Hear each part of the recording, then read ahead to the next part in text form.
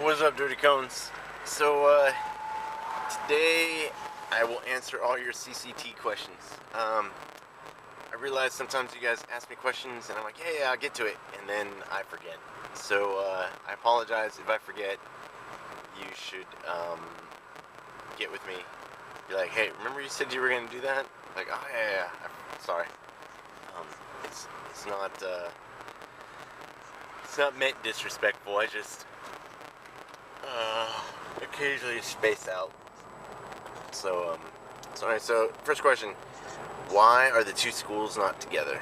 So, in 1989, I was not in, but they had this idea of uniting the two career fields, and it worked until 2001, 2002, when the schools split.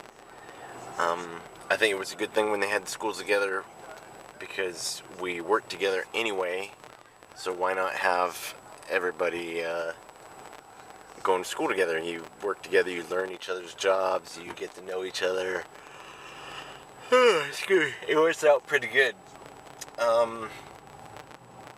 But it was not to be.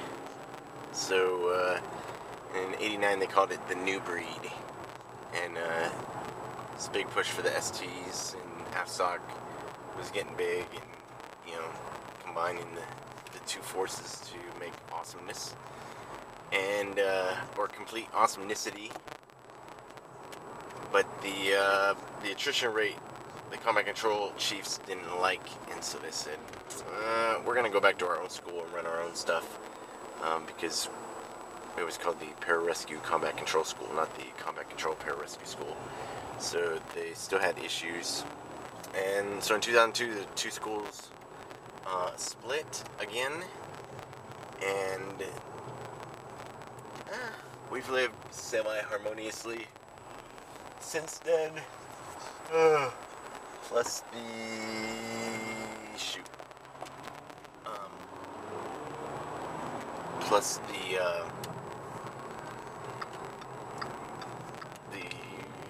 schools have undergone, there's IFAM, and then there was a development course, and then there was no course, and so there's always people tweaking stuff, trying to figure out how to do things better, and so that's why the schools are no longer together.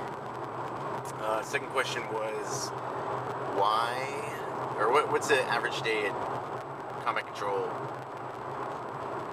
I think it's a selection course. So CCSC, combat control selection course. Yeah. So it's 10 days.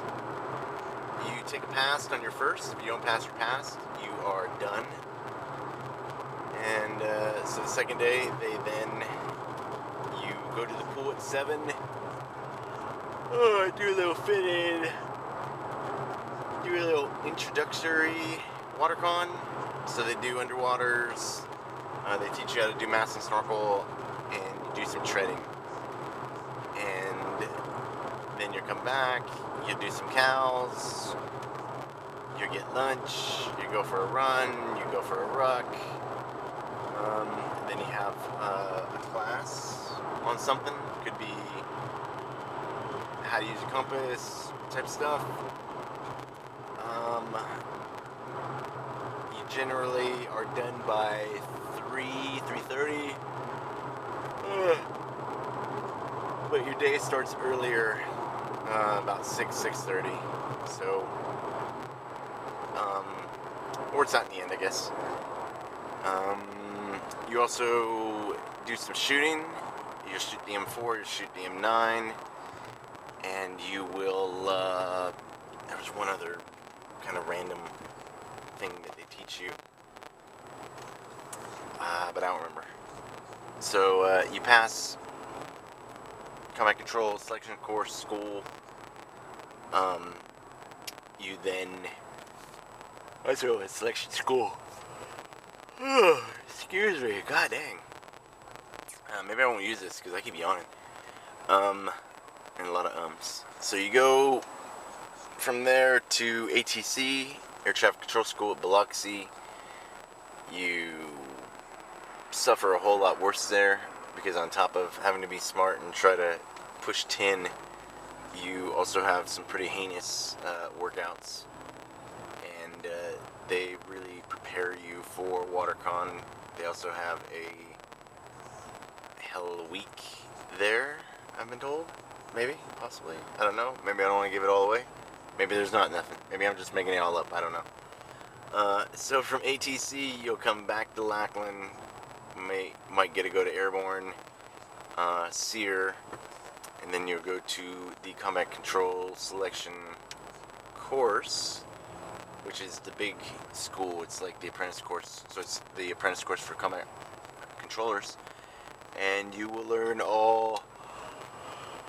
I'm definitely not gonna put this one on. Jeez, am I tired. You put a lot of stuff together, learn how to be a combat controller.